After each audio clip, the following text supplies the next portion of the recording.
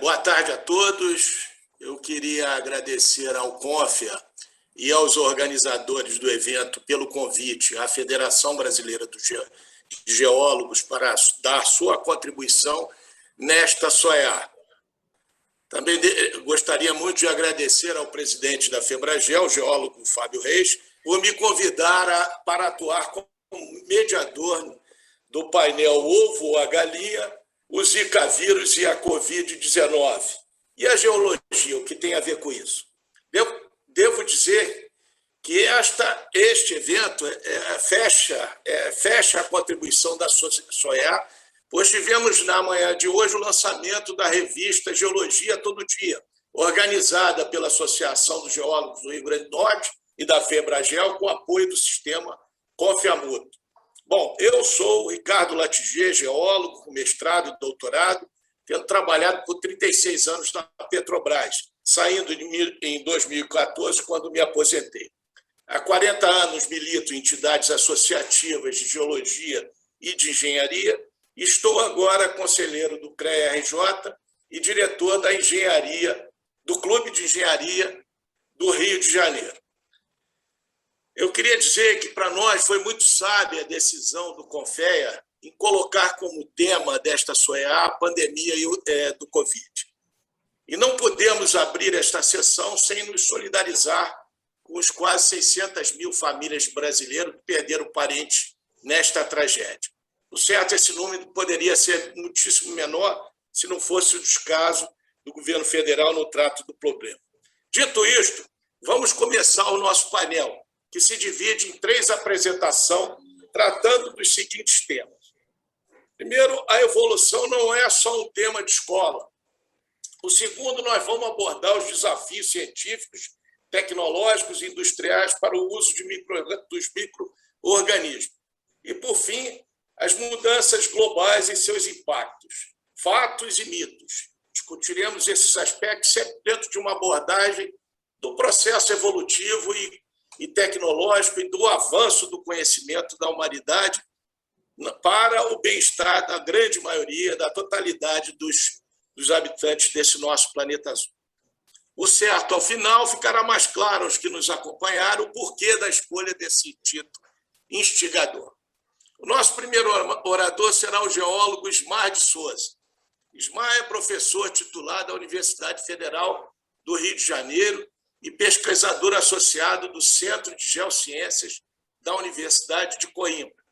Mestre e doutor em Geologia, pesquisador honrado do CNPq e da FAPERJ. É atualmente diretor do Centro Cultural de Ciência e Tecnologia da Universidade Federal do Rio de Janeiro, a Casa da Ciência, tão valiosa instituição de difusão da ciência para a população do Rio de Janeiro e do Brasil.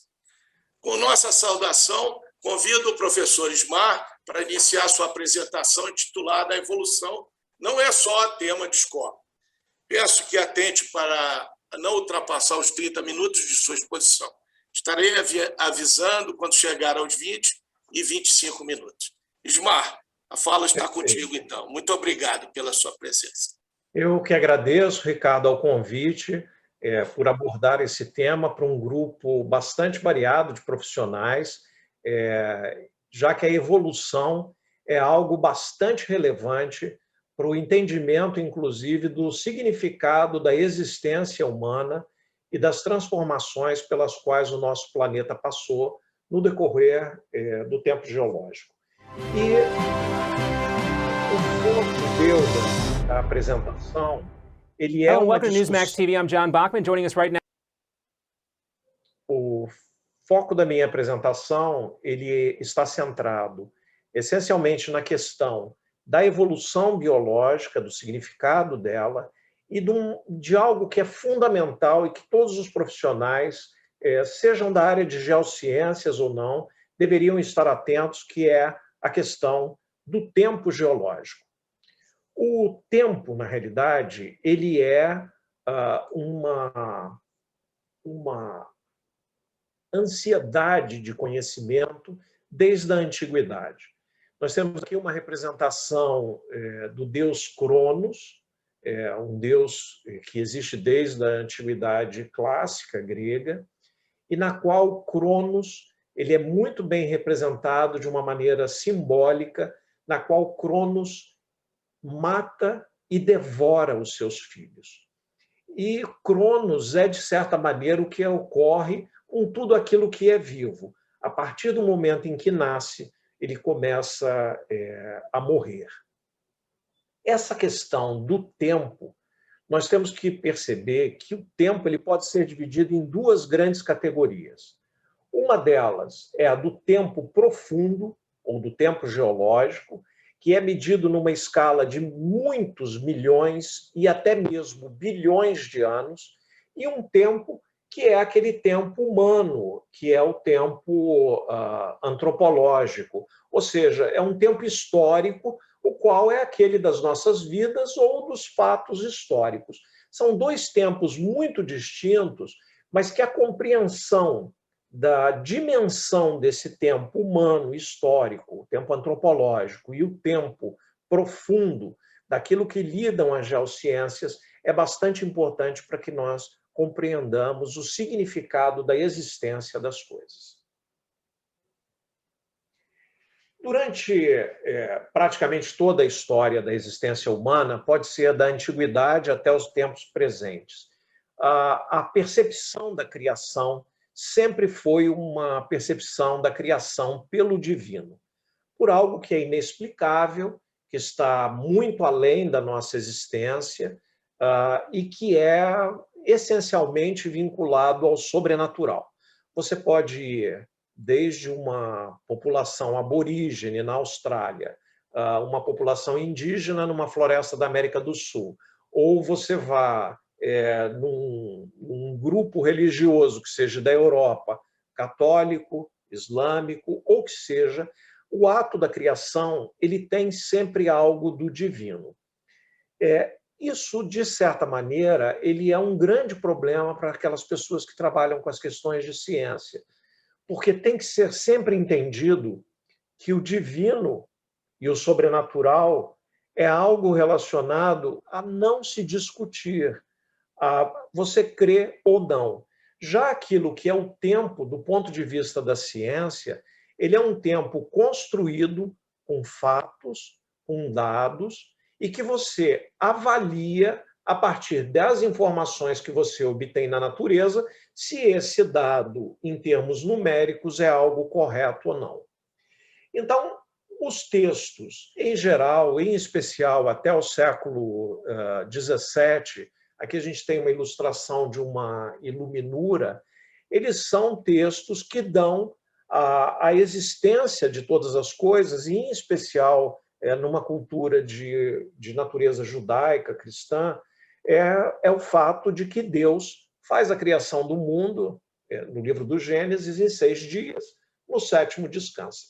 Então, isso tem um elemento muito importante que afeta ainda hoje as nossas vidas, que é a percepção de criação instantânea das coisas, sejam elas vivas ou não vivas, e que é um problema de entender qual é a duração real do tempo.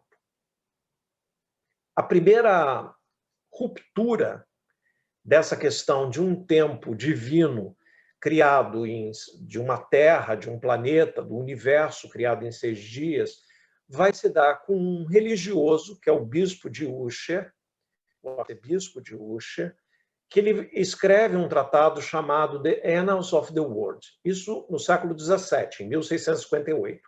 E ele faz, então, com base já nos registros que se conhecia, registros essencialmente de natureza arqueológica, de que a criação do mundo teria ocorrido num domingo, no dia 23 de outubro, no ano de 4004 a.C.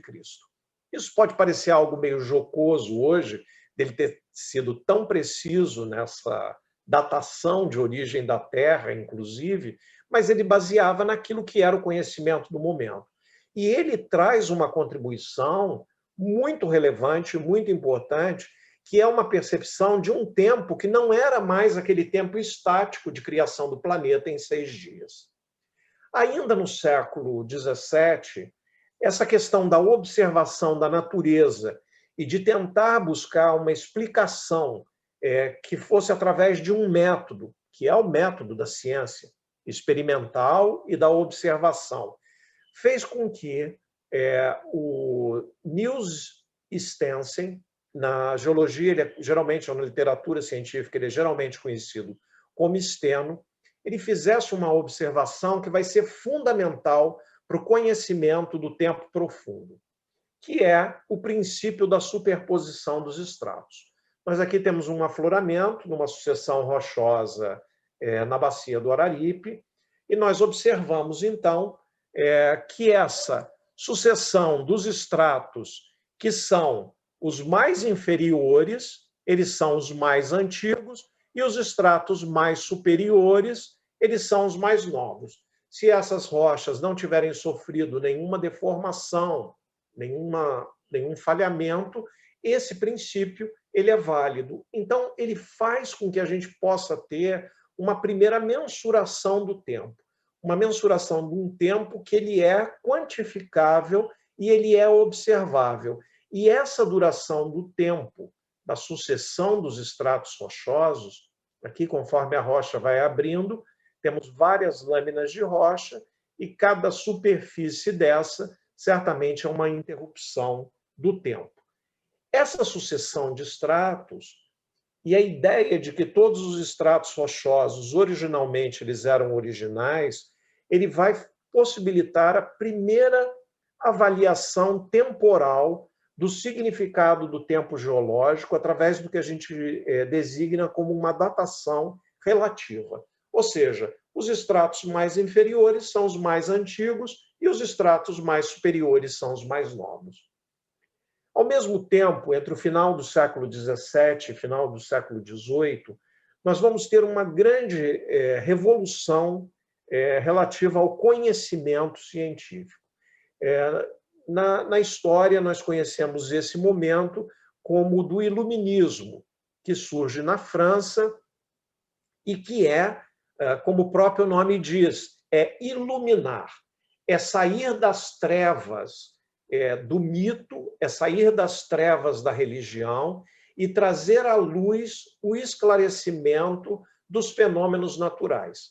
Grandes pensadores são desse momento, grandes físicos e químicos, como, por exemplo, o Lavoisier, que vai estabelecer os princípios básicos da química contemporânea, todos eles surgem no Iluminismo.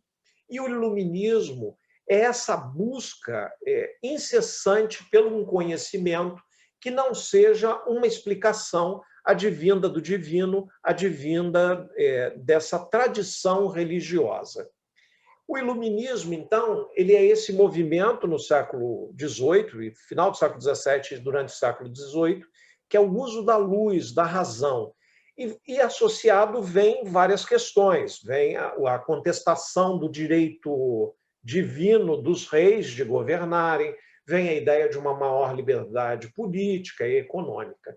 Isso vai fazer com que aquela postura que era a de atribuir tudo a um sobrenatural divino, passasse a ser uma postura de se investigar os fenômenos naturais de acordo com um senso comum que era emergente na sociedade científica daquele momento. As coisas na história elas vão se associando. Esse momento do Iluminismo é o momento da primeira Revolução Industrial na Inglaterra. Então, as geociências, a geologia, a paleontologia, ela lá na sua origem, ela tem uma função de caráter econômico, porque era preciso mecanismos para poder se ter mais carvão, para poder mover as máquinas, era necessário mais ferro, mais metais, para poder movimentar a indústria e para poder abastecer mercados emergentes e uma produção cada vez maior. Então, esse momento do Iluminismo e da Revolução Industrial é quando a gente vai ter um grande salto na questão do conhecimento das geociências. Esse momento do conhecimento das geociências tem duas grandes divisões. Uma delas é o netunismo, do Werner, que acreditava que todas as rochas da Terra tinham sido formadas por um oceano primordial, e havia a ideia do James Hutton do plutonismo, em que todas as rochas da Terra eram formadas por uma atividade vulcânica que teria cobrido inicialmente todo o planeta. Ao mesmo tempo, surgia na literatura científica desse momento duas ideias. Uma delas era do uniformitarismo e a outra do catastrofismo. O expoente do uniformitarismo é o James Hutton. Ele tinha razão nas observações dele? Tinha. Muito do que a gente faz hoje na geologia está baseado no que foi descoberto nessa localidade, em Siccar Point, na Escócia, em que ele observou estratos verticais, estratos horizontais, e esses estratos eles contavam relações temporais. Esses estratos mais antigos tinham sido horizontais e foram verticalizados, as rochas erodiram e houve a deposição dessa nova superfície. Então, isso vai levar à ideia de que, apesar dos processos naturais implicarem sucessões de eventos, esses eventos eles eram uniformes. E vamos ter, então, uma máxima da geologia, que é o presente é a chave do passado.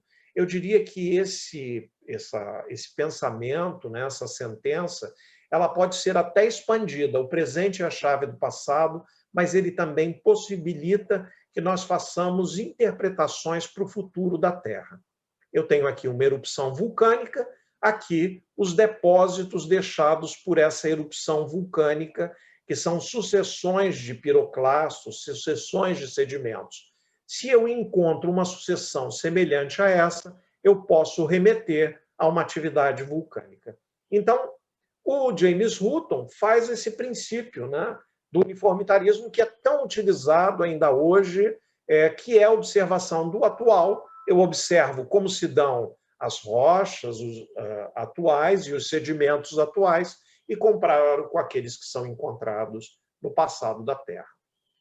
Mas havia uma contraposição muito forte à questão uniformitarista, atualística, né, do presente é a chave do passado, que é, no mesmo tempo em que James Hutton está na Grã-Bretanha, o Georges Cuvier estava em Paris, e a cidade de Paris estava passando por grandes reformas, havia abertura de muitas pedreiras, das quais saíam muitos fósseis, e o Cuvier observava esses fósseis, montava os esqueletos, fazia apresentações públicas e, mais do que tudo, ele fazia sessões estratigráficas nas quais ele observava as rochas e observava os fósseis encontrados.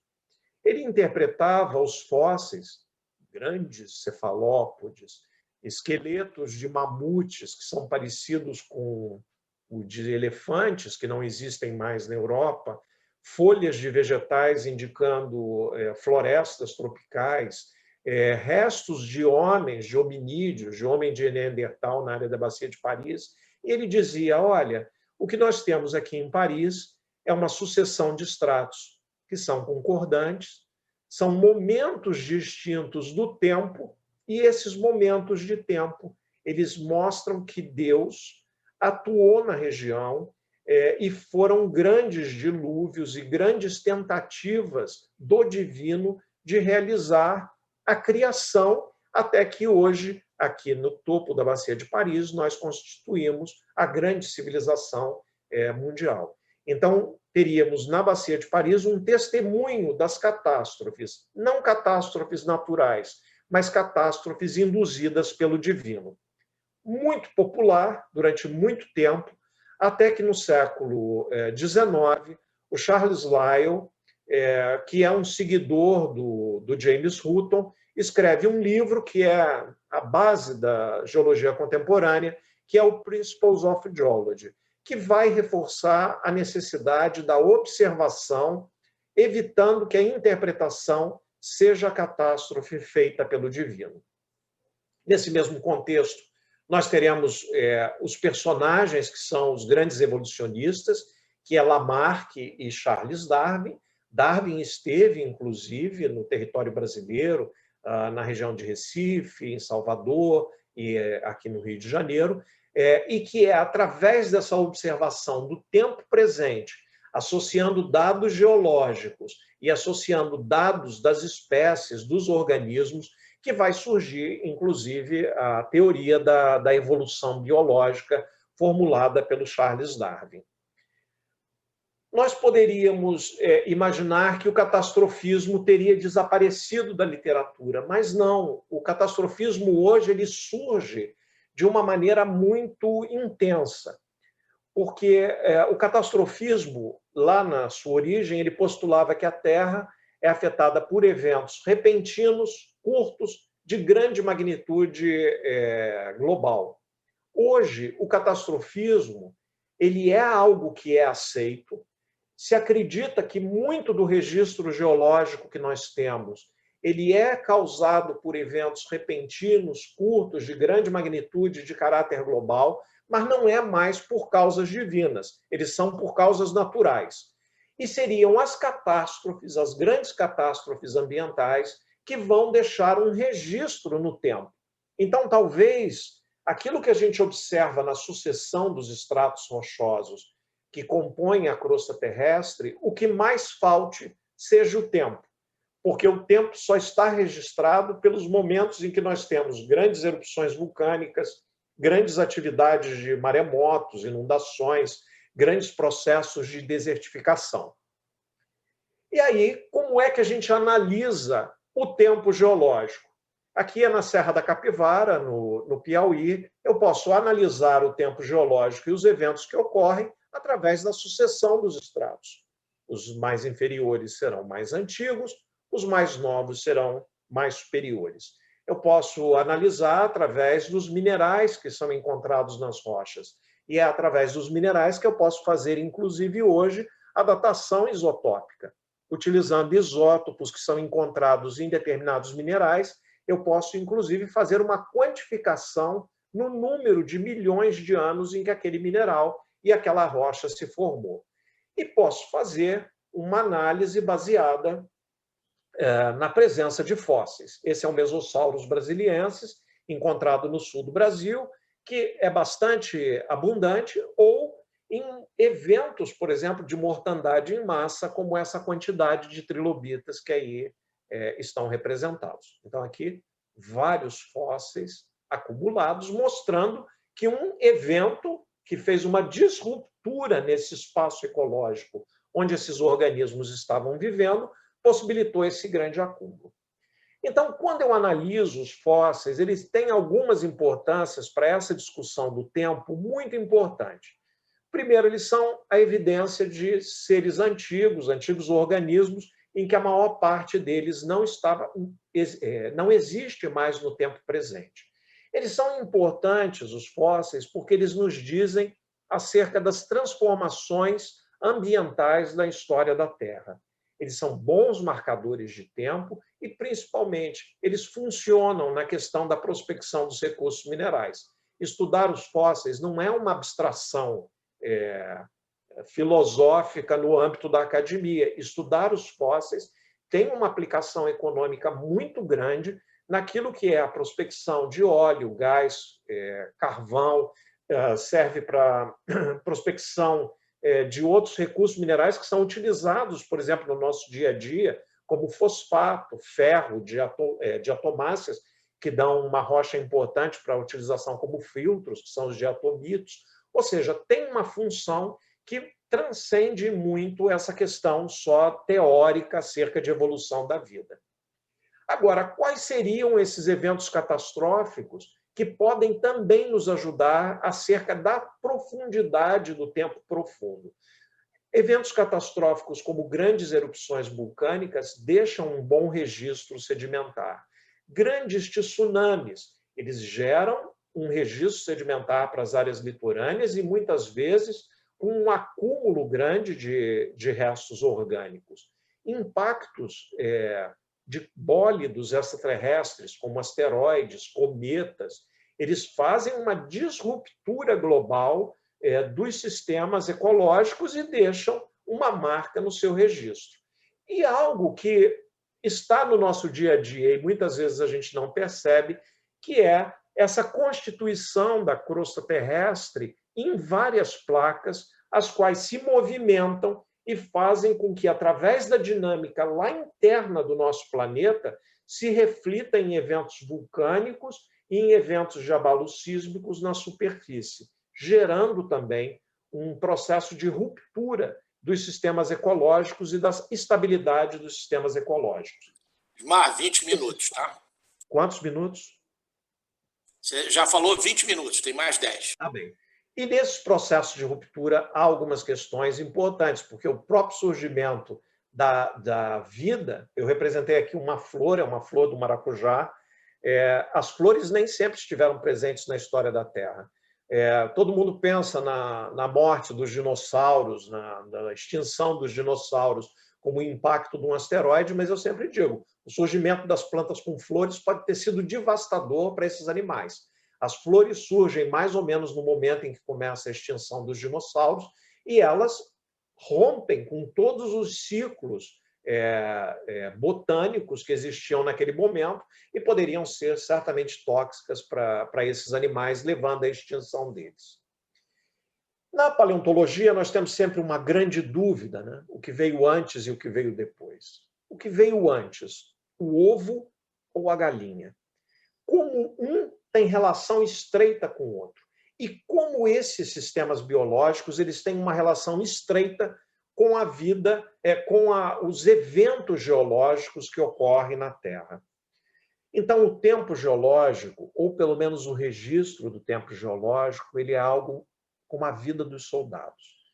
São longos momentos de tédio e breves instantes de pavor.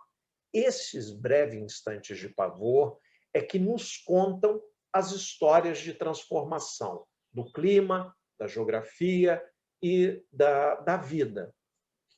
E as catástrofes, hoje, elas se mostram como um elemento extremamente importante para nós entendermos, inclusive, o futuro da nossa existência. As catástrofes e as sociedades contemporâneas, e olhando o registro geológico, elas levam a mortos, feridos, contaminados, epidemias, que pode ser a do Zika, mas pode ser o do coronavírus, leva à existência de desabrigados, a destruição de rede elétrica, das comunicações, a contaminação de água, prejuízos morais, psicológicos e inúmeros danos econômicos que vão ser, no nosso dia a dia, cada vez mais visíveis, em especial pelos processos de conurbação e de existência de populações cada vez mais concentradas nos espaços urbanos. A poluição atmosférica ela é um outro elemento que vai conduzir a eventos catastróficos associados com a questão do aquecimento global, que leva ao problema da erosão, isso em Atafona, ao processo de erosão das áreas litorâneas, que leva a um processo de acúmulo de detritos, de metais e materiais tóxicos, que demorará centenas, milhares de anos para poder desaparecer da superfície do planeta, e que leva a danos de natureza de distribuição dos recursos naturais, que conduz a problemas da fome e da miséria cada vez de maneira mais extensa. E há um problema nas sociedades nossas atuais, que é o negacionismo do tempo. E é isso que talvez eu devesse até ter mais tempo para abordar. Nós vivemos um momento em que há a negação da existência do tempo. A negação do tempo ela é pior, inclusive, do que a negação da ciência. Eu tenho algumas experiências assim exóticas de negação da ciência, sempre ligadas à questão religiosa. Aí está a obra máxima da Capela Sistina, em Michelangelo, que é o ato da criação do divino, e que sempre é relacionado à negação do tempo. Isso é desde o momento em que Darwin publicou A Origem das Espécies no século XIX.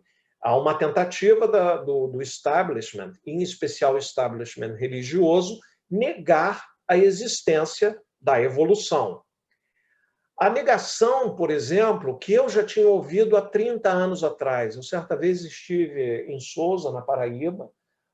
Eu fui interpelado pelo dono do bar onde eu estava almoçando, disse: não vá no Parque dos Dinossauros, porque os dinossauros não existem.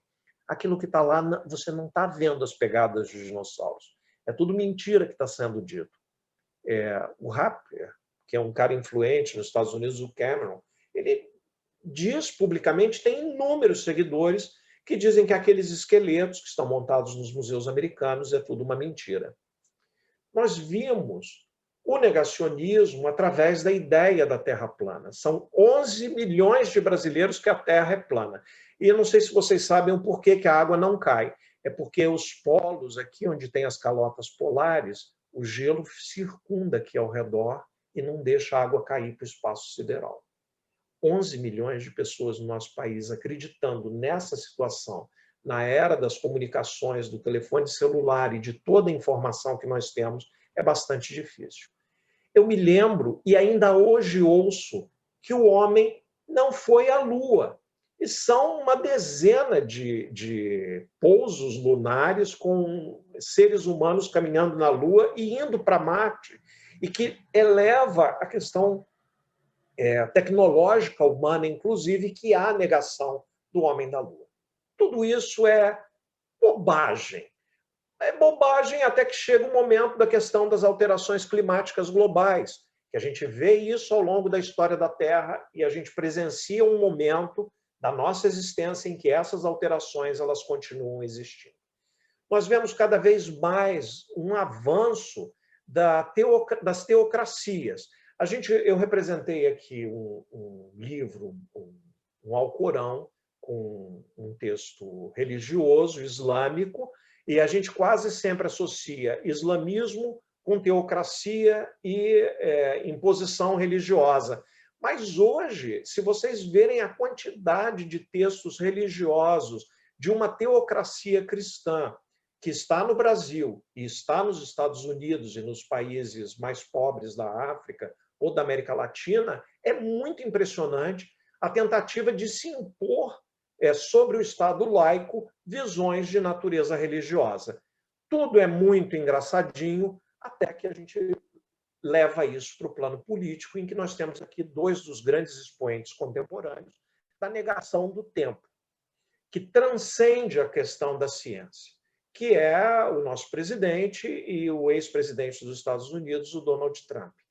O fato de você não ter o conhecimento científico, não ter o trato do conhecimento do próprio tempo geológico, que nos induz a entender a natureza da existência das coisas, faz com que a negação vá para um lado extremamente perigoso, que é o da negação, inclusive, da existência dos vírus e das vacinas como possibilidade da sobrevivência da nossa espécie. E aí vem uma grande questão, que é: qual é o nosso futuro?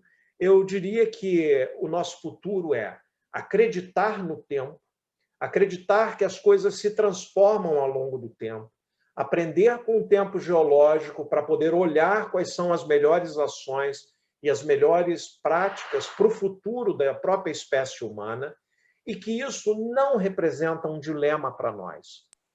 Efetivamente, não há um dilema entre escolher a religião e escolher a ciência, entre escolher a política da direita e escolher a política da esquerda, porque só tem um caminho, que é o caminho não da esquerda, não da direita, mas que é o caminho de olhar para frente e fazer com que o conhecimento esteja presente no nosso dia a dia, esteja presente nas nossas vidas e que isso possa ser levado a toda a população, porque é através do conhecimento que nós seremos capazes de tomar as melhores decisões políticas, econômicas, sociais e para a nossa própria existência. É isso que eu tinha para falar para vocês. Muito obrigado pela oportunidade de falar de um tema que, para mim, é muito estimulante, que é a questão do tempo e como a questão do tempo geológico ela é importante para a gente poder tomar as melhores decisões para o futuro, inclusive, da nossa própria espécie. Muito obrigado. Muito obrigado, Ismar. Falou aí nos seus 30 minutos. Agradeço uma exposição muito rica, como própria de você, né? Então, vamos passar para o nosso Espera aí, deixa eu esperar aqui. O nosso próximo convidado.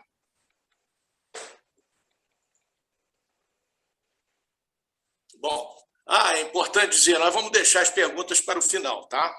Bom, então vamos agora transitar para os cenários, alguns cenários futuros que estão sendo construídos em tempos atuais. Eu vou convidar o geólogo Rafael França de Matos para fazer a sua palestra, os desafios científicos, tecnológicos e industriais para os usos dos micro-organismos. O Rafael é geólogo formado pela Universidade Federal do Paraná, onde teve o título de mestre em geologia, estudando os carbonatos continentais do Japão. Nessa oportunidade, ele teve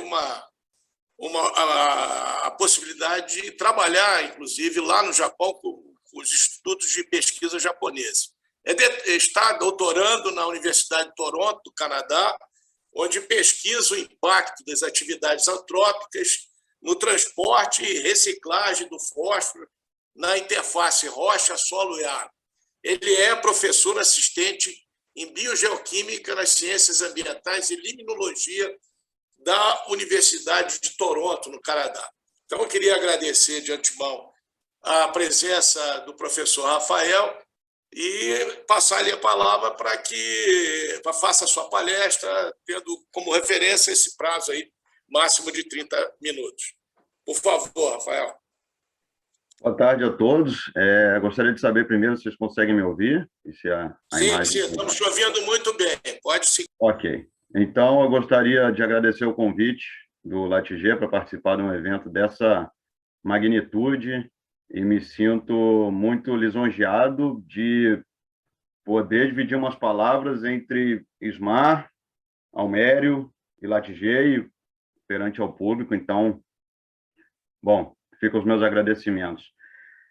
Para começar, quando eu recebi o convite para participar desse evento, eu debati um pouco os tópicos e a questão da geomicrobiologia ela é muito ampla, é um termo guarda-chuva que ele pode abranger desde petróleo, medicina, dessalinização, engenharia civil, saúde pública. Então, eu escolhi alguns temas para discutir com vocês no decorrer dessa apresentação e mais tarde a gente pode abrir as perguntas para diversos temas. Então, fica aí o título como os desafios científicos, tecnológicos e industriais para o uso dos micro-organismos. Eu vou começar com vocês fazendo um sumário da apresentação que eu decidi abranger 4 tópicos que eles vão se desmembrar para outros subtópicos e vamos começar com a geomicrobiologia de carbonatos, que tem uma importância muito grande no mundo do petróleo. Vamos para os bioconcretos depois, para entrar no universo da construção civil. A dessalinização microbial, que para mim hoje é um tópico essencial na sociedade que a gente vive hoje, essa superpopulação, com essa falta de acesso à água potável, com os recursos minerais se esgotando. Então, é um tema muito importante a ser discutido. E se sobrar um tempinho, a gente pode discutir a questão dos grandes lagos e a biorremediação, que, na verdade, é o tema de estudo do meu doutorado aqui, a questão dos grandes lagos, que são hoje o maior reservatório de água potável em superfície do mundo, né, de grande importância, não só para a América do Norte, mas para o restante do mundo todo, e que hoje a gente enfrenta um problema muito grande com a poluição, mas que ele pode ser remediado através de bactérias e, entre aspas, a gente pode limpar essa bagunça. Então, eu vou começar com vocês aqui para a parte um pouco mais geológica da apresentação. Eu vou tentar não ser tão técnico, porque o nosso público é muito variável, e eu vou começar discutindo com vocês sobre uma expedição de campo, um trabalho que eu fiz no Japão, com a equipe da Universidade Federal do Paraná e os geólogos da Universidade de Hiroshima. E nós estudamos umas rochas específicas, que eu vou detalhar para vocês, mas essas rochas são muito específicas, então eu vou começar com um termo maior, mostrando para vocês a distribuição das rochas no planeta. Eu vou falar que as rochas sedimentares hoje elas recobrem 5% da crosta, e 75% da superfície do planeta. Agora a gente vai estudar uma rocha mais específica, são as rochas carbonáticas, que elas representam 15% dessas rochas do planeta. E eu vou ser mais específico e a gente vai falar só dessas rochas na localidade do Japão, tá? Então, a gente começou com rochas sedimentares, depois a gente falou das rochas carbonáticas, entre aspas, as pessoas falam de maneira geral a calcita, né? E dentro dessas rochas carbonáticas nós temos os microbialitos. Novamente, não vou ser muito técnico em explicar, mas seriam rochas que, acredite se quiser, ela pode ser precipitada através da influência de bactérias. Inclusive, estudos hoje mostram que também através de vírus. Nesse caso aqui, eu estou mostrando para vocês 3 principais tipos de microbialitos, que são os estromatólitos, os travertinos e a tufa. A importância dessas rochas é algo assim inexplicável. Os estromatólitos eles estão no registro geológico do nosso planeta de bilhões de anos atrás, da casa de 3,4, 3,5 bilhões de anos atrás, onde começou a oxigenação do planeta inteiro, onde começou o oxigênio começou a aflorar, e a partir de então a vida começou a aparecer e explodir. Foi assim tudo que precisava para esse planeta ganhar vida. Foi através dessas rochas do estromatólito. Nós temos os travertinos e as tufas. Os travertinos são muito conhecidos. Muitos de vocês já devem ter visto, e nem que seja em filmes, os geysers, aquela água explodindo no Yellowstone, em lugares maravilhosos, com aqueles anéis coloridos em volta. Então, o travertino é esse microbialito precipitado em uma temperatura muito quente. E nós temos a tufa, que, na verdade, é a mesma coisa que o travertino, mas ela precipita em temperatura ambiente. Um exemplo também que nós fizemos uma pesquisa foi em Bonito, no Mato Grosso do Sul. Agora, sim, qual a importância de estudar essas rochas? Eu escolhi alguns tópicos, mas que, de novo, podem se desmembrar. Na importância econômica, a gente pode falar da construção. Não somente da construção civil nos dias modernos, mas assim, vamos olhar um pouco na sociedade, seja lá nos gregos, nos romanos, até antes de Cristo, quando nós olhamos aqueles palacetes, aquelas colunas, essas rochas já estavam ali, né? Foram importantes para essa concretização da sociedade, para essa construção, para essa edificação da sociedade. E hoje nós continuamos também na construção civil moderna, em casas, seja em piso, em paredes, em decoração, essas rochas estão presentes. Agora, o que eu gostaria de discutir com vocês é a questão do petróleo. Essa rocha, ela não quer dizer que essa rocha ela produz petróleo, não é isso. Essas rochas funcionam como reservatórios, grandes reservatórios para o petróleo. Dentre eles, o pré-sal. Descobertas recentes, não tão recentes, talvez da década passada, já mostram que entre 40% e 60% do pré-sal, mais tarde podem me corrigir se eu estiver enganado, o óleo está dentro dessas rochas. Então, assim, a importância de estudar a formação dessas rochas, como elas se formaram, o comportamento dos poros dentro dessa rocha, a permeabilidade, para onde que o óleo vai migrar, se ele está migrando lateralmente, se ele está migrando verticalmente, como que o óleo se comporta dentro dela é muito importante descobrir. E como que a gente descobre isso? A gente faz análogos com as rochas modernas. A gente procura ambientes hoje no planeta onde esteja formando essa rocha.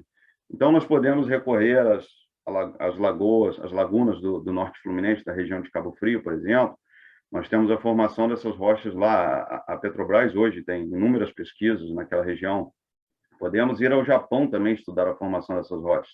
Então, a gente entender como ela está se formando, qual o mecanismo, qual o gatilho que leva à precipitação dessa rocha, o que controla a porosidade e a permeabilidade dela, é muito importante para que, na hora que a gente encontra essa rocha lá embaixo, a gente já tenha o quebra-cabeça na mente. A gente consegue, com isso, aumentar a produção de petróleo e evitar riscos na exploração. Agora, saindo um pouco da importância econômica, vale a pena ressaltar a importância científica dessas bactérias, né? Essas bactérias, hoje eu estou falando com vocês da questão do petróleo, que, nossa, ela é capaz de formar uma rocha. Isso é algo assim maravilhoso, é uma descoberta recente que ela quebra paradigmas de uma geologia antiga, onde o conceito da precipitação mineral era baseado em processos inorgânicos. Então, era o vulcanismo, ou era o metamorfismo, eram temperaturas altas, eram pressões elevadíssimas que formavam os minerais e as rochas. E hoje nós estamos vendo, com o avanço da tecnologia, que não, essa rocha pode estar se formando aqui no quintal de casa através de uma bactéria.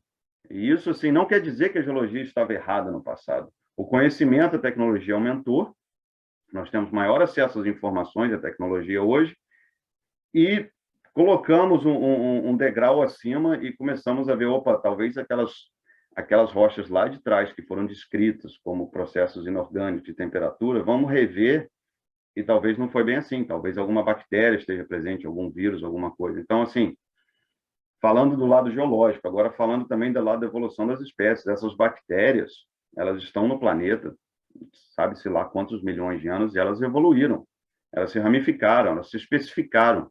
Cada bactéria é responsável por um processo hoje.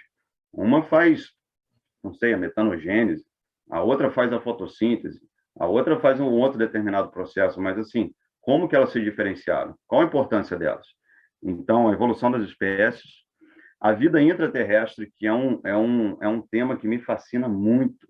Essa é um desenho retirado de um artigo da Science, da Nature, de 2008, publicado por Mascarelli, que ela representa uma expedição que eles fizeram uma perfuração no fundo do oceano, e se eu não me recordo, é cerca de 3 quilômetros de profundidade, o que, entre aspas, não é nada, se você for dimensificar a profundidade do núcleo da Terra. Mas as descobertas foram assim fascinantes. Como que pode uma bactéria sobreviver a 3 quilômetros de profundidade, embaixo de uma coluna d'água de talvez, não sei, mais 4, 5 quilômetros de profundidade, uma pressão elevadíssima, com uma temperatura elevadíssima, sem a presença de luz de sol, um ambiente escuro, totalmente remoto? Como que pode um ser sobreviver a essas condições? Essas são as que a gente chama de extremófilas. São bactérias que conseguem sobreviver nesse ambiente.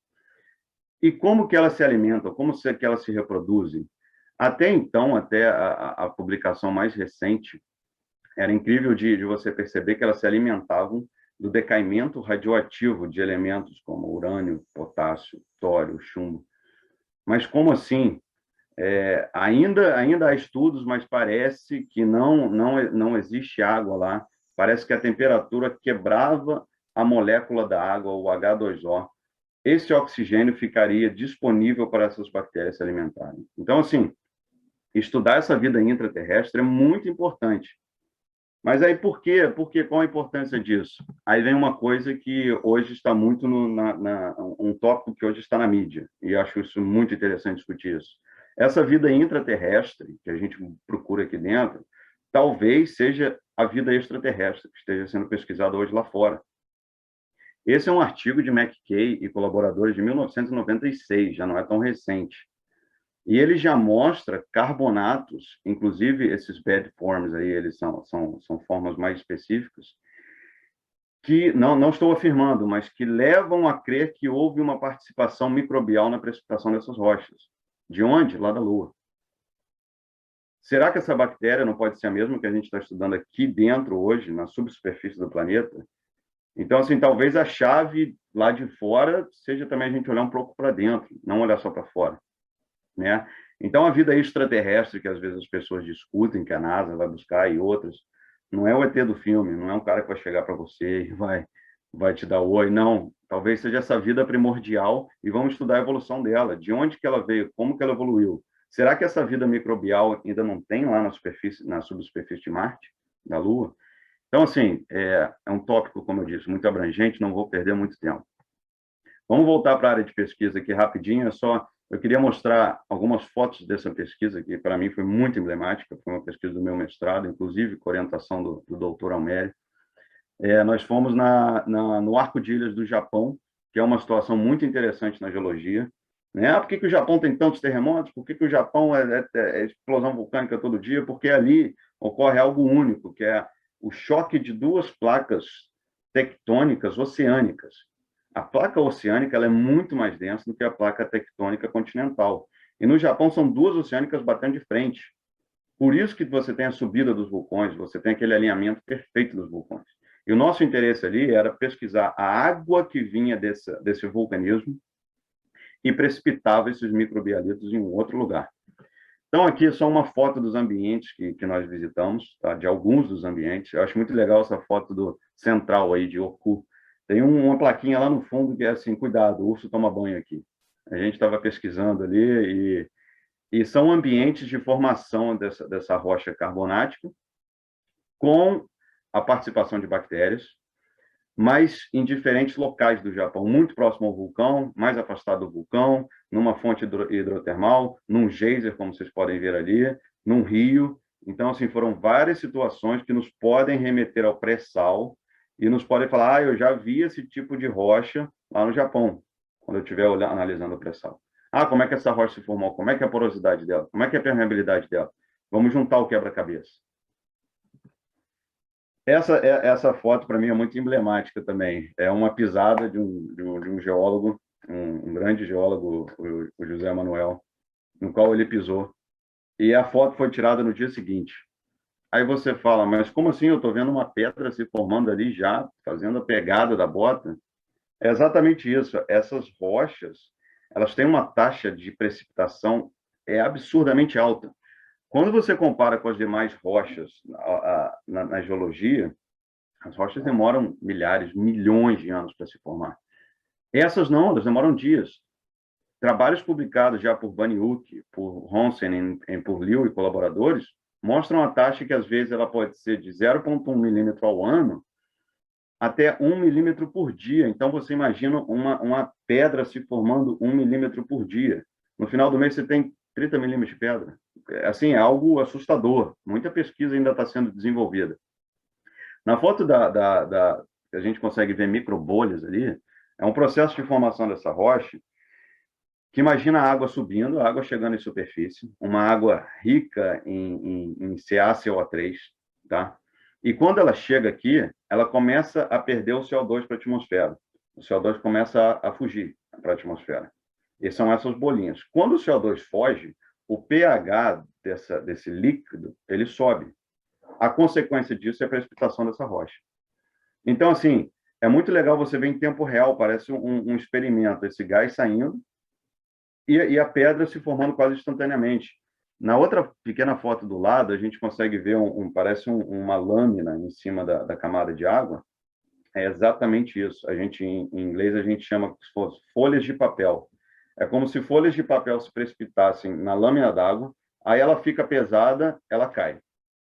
Aí começa de novo o gásinho a subir lá, a lâmina se precipita em cima, ela fica pesada, ela cai. Ela vai fazendo um bolo, como se fosse 1000 folhas.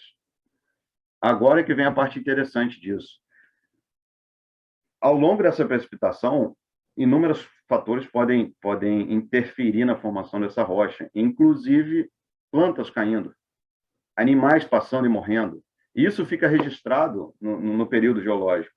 Só que, assim, é interessante, como o Ismar mostrou na apresentação dele, nós olharmos para os fósseis. Que o fóssil nada mais é do que o sarcófago do passado, cheio de informações para a gente abrir e estudar. E essas plantas, esses fósseis, eles se formam em muito pouco tempo. Esses daqui, esse tipo de rocha especificamente. Então, essas rochas, essa aí eu até levei para casa, de tão bonita que é. Imagina, caiu uma folha ali, a precipitação está lá, comendo solta, você volta dias depois, ela já está impressa na rocha, já está formada. Então, a porosidade e a permeabilidade, ela também pode ser alterada por fatores externos, pela biodiversidade de onde essas rochas estão se formando. Eu acho essas fotos muito bonitas. E, de novo, aquelas bolinhas que eu estava mostrando para vocês e aquelas lâminas se precipitando na camada de água, na foto, a gente consegue ver aqui na foto da esquerda, a gente consegue ver ela na natureza, e na direita, como ela fica no registro geológico. Então, olha que legal. naquela foto ali com fundo preto, a gente consegue ver uns tubinhos subindo, verticais. O que são aquilo? O que é aquilo? É o escape das bolhas subindo para a atmosfera. E um pouquinho mais acima, no meio da foto, a gente consegue ver umas lâminas, como se fosse aquele folhado, aquele bolo de 1000 folhas, que é aquela parte branca da foto da esquerda ali, que são aquelas lâminas, aqueles papéis se formando e caindo em cima das bolhas. Então, de novo, ali em tempo real se formando e aqui no registro geológico. Essa foto de fundo preto pode ser uma amostra do pré-sal. Como que o óleo estaria preservado ali? Onde que estaria o óleo? Em qual camada?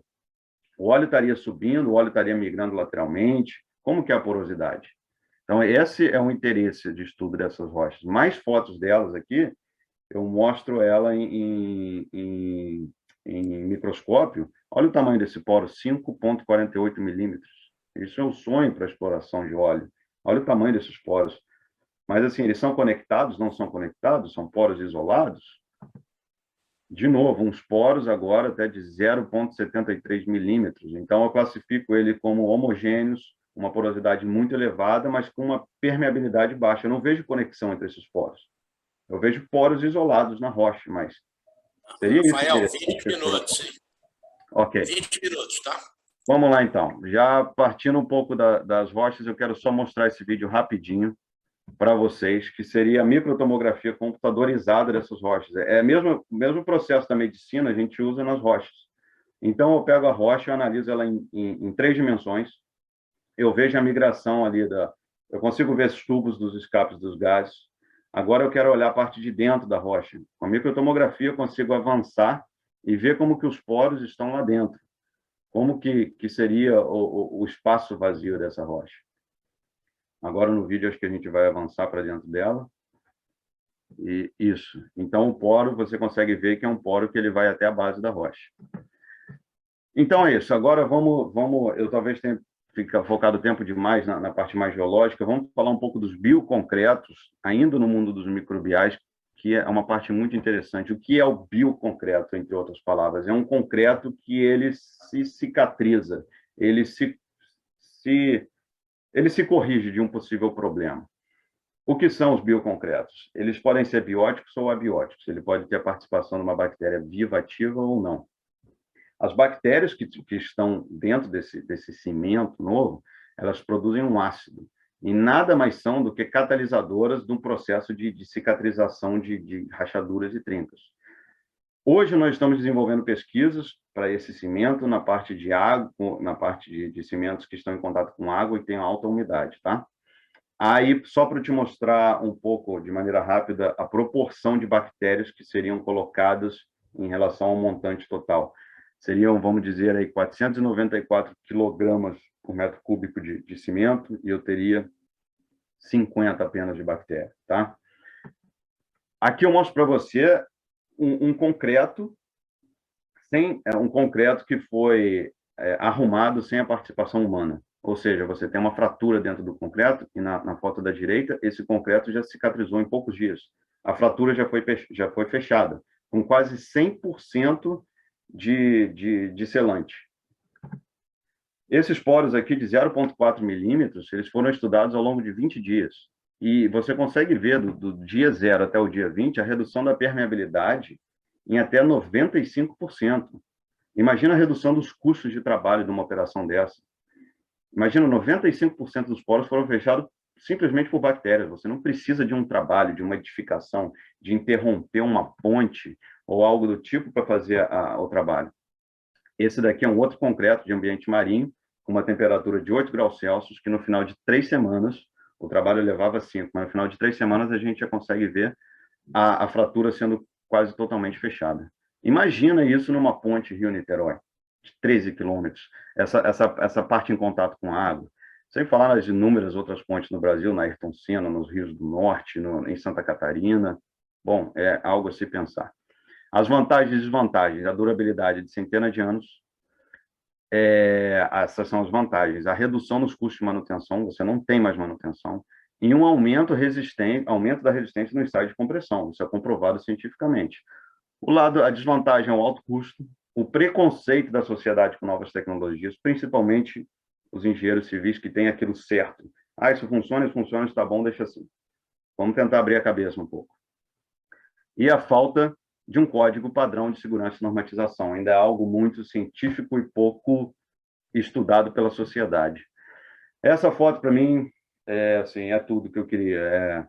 Não sei se é Bahamas, mas é um lugar lindo, é praia, tem lanche, as pessoas devem pensar água de coco. Eu penso aí em milhões de dólares em mineração e água potável. Água potável num ambiente desse, extremamente salino, é aí que entra a questão. Essa foto aqui, ela é fantástica. É 1 minuto, só tem 1 minuto de foto, 0, 20, 40 segundos em 1 minuto. Nada mais são do que são bactérias metalizando, as bactérias sendo estressadas por um ambiente externo. Quando elas ficam estressadas, elas criam uma carga elétrica. Com a carga elétrica, elas atraem minerais que estão no ambiente por volta. E eles se acumulam na forma de minerais. Então, assim, o que você tem aqui são pequenas bactérias minerando para você, dando dinheiro para você. É isso que essa foto mostra. Muitos só veem nessa foto um copo d'água. Mas como que você chega num copo d'água desse? Sendo que na crosta, 97% da água disponível hoje na superfície é salgada. 3% de água potável, 2% estão nas geleiras, a gente só tem 1%. Como que você chega nisso daqui? Através de um processo que chama osmose reversa, que nada mais é do que água salgada permeando por uma membrana, através de uma energia. Isso requer uma energia muito grande. Você, consequentemente, obtém a água potável, mas tudo que você obtém de água potável, você obtém de salmoura. Então, se você obtém 1 litro de água potável, 1 litro de salmoura. E o que é salmoura? Sal puro. Você não pode devolver isso para o ambiente, você quer matar uma praia, você quer matar a biodiversidade. Não, você não faz isso. Você pensa em dinheiro. Você tem água potável e você ganha bilhões de dólares. Como isso? Esse projeto aqui é de Singapura, desculpa o termo ainda em inglês ali, de 2012, que eles tinham um projeto de fabricar 900 milhões de litros de água potável por dia. Só que você teria o mesmo montante de salmoura. O que fazer com isso? Salmoura, você tem a salmoura... Ricardo, me avisa quando faltar 2 minutos, por favor. Você tem a salmoura, você tem as bactérias. Você tem? Não, eu tenho as bactérias. Eu coloco determinadas bactérias específicas, já estudadas em laboratórios, dentro dessa salmoura. E o que eu quero dentro dessa salmoura? Eu tenho elementos, por exemplo, como cálcio, como potássio, como magnésio, como o lítio, que hoje rege o mundo. A tela que vocês estão me vendo aí do computador, do celular, do notebook, da televisão, seja lá o que, ela tem lítio, e o lítio é escasso. O lítio está acabando. As baterias da Tesla, desses carros que dizem que vão salvar o mundo, elétricos e híbridos, é lítio. Onde que você vai tirar lítio se você não tem mais? Por que não dá água do mar? Então, se eu tenho esses elementos ali, se eu tenho as bactérias, eu sei como elas se comportam, eu vou trabalhar com elas. Eu jogo essa bactéria e o estimado para 900 milhões de litros de salmoura é esse montante que eu tenho de... Quanto aqui que eu não consigo ver, inclusive, aqui, né? 4,5 bilhões de dólares em 2012. Isso corrigido seria mais ainda. Então, olha que maravilha que eu tenho. Eu consigo dar água potável a países que não têm água. Te falo, por exemplo, Cape Town, em África do Sul. Hoje já vemos até problemas aqui em São Paulo. Tóquio, Califórnia, eles já têm o calendário do dia 0, que é o dia que não vai ter mais água potável. Como é que você vai sobreviver? Como é que a sociedade, a indústria, vai sobreviver num ambiente desse? Então, assim, a pesquisa da biomineralização e da dessalinização hoje está desenfreada. Inclusive, na Universidade de Toronto, nós já recebemos um prêmio, estamos desenvolvendo uma pesquisa desse assunto. E eu quero finalizar mostrando para vocês assim que pode ser só 4 tubos de ensaio para vocês, mas essa foto, para mim, representa acabou a mineração antiga. Representa para mim um futuro que eu quero olhar para trás e falar, pô, lembra daqueles tempos que a gente tinha que ir para a montanha e mandar os mineiros para lá e passar dias e chegando com caminhões para retirar os minérios. Esse processo está acontecendo dentro desse tubo de ensaio. Na primeira foto da esquerda, lá em cima, é uma água, é a salmoura. Na segunda foto, as bactérias já estão começando a trabalhar e você vê na parte de cima da foto a água mais cristalina. Aquilo é água potável já aparecendo.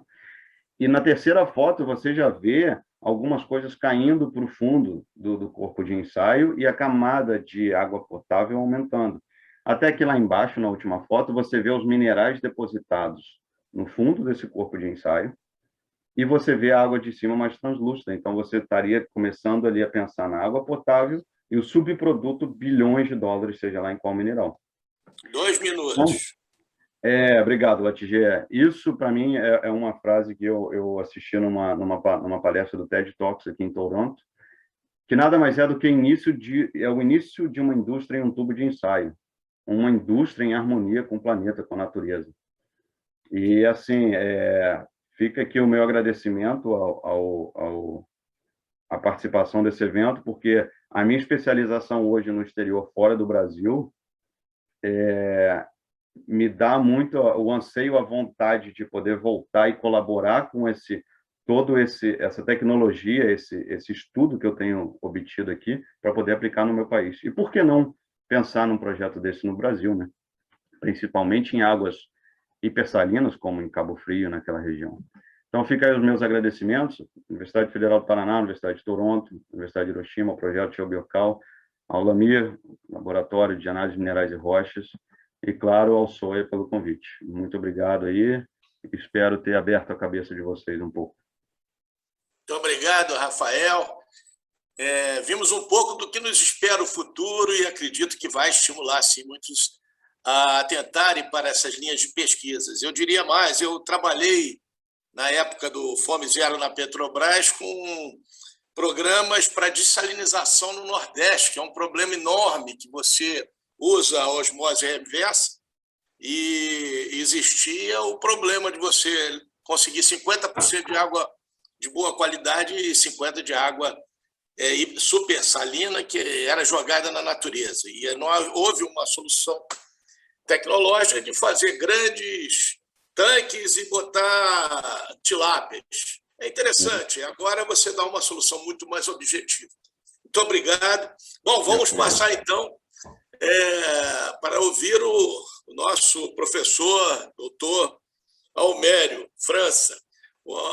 Ele vai falar sobre mudanças globais e seus impactos, fatos e mitos.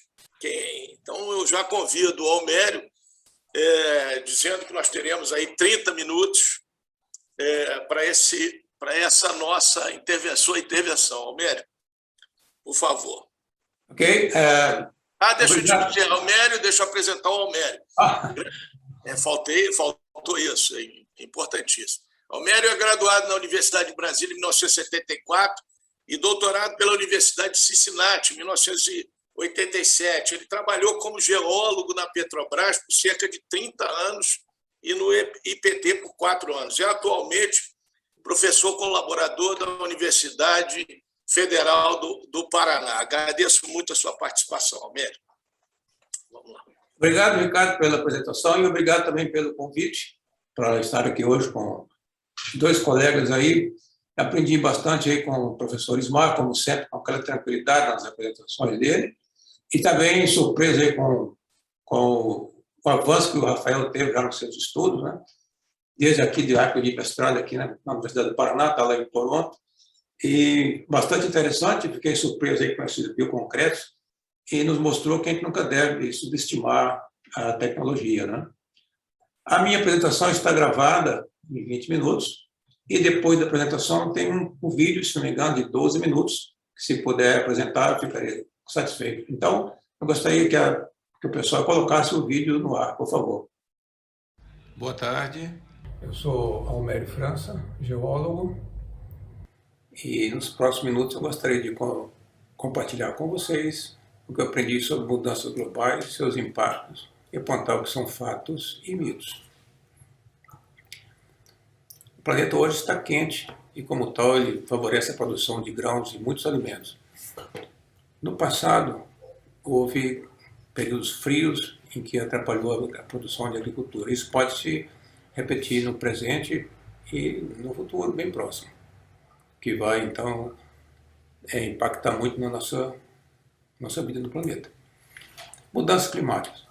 Não há um especialista em mudança climática, é o primeiro assunto a ser tratado. Ninguém domina todos os assuntos relevantes e complexos que envolvem o clima do planeta. Qual foi a última mudança climática que nós tivemos severa no nosso planeta? Foi a glaciação pleistocênica, que iniciou há 10,5 milhões de anos e terminou há cerca de 10 mil anos. O Homo sapiens, que já existia nessa época, ele conviveu então com a última mudança climática severa que teve no nosso planeta. Ele conviveu com o Neandertal, aqui na Europa, nessa situação de geleiras em cima do continente. Durante uma glaciação, o clima está sempre gelado ou há alguma oscilação?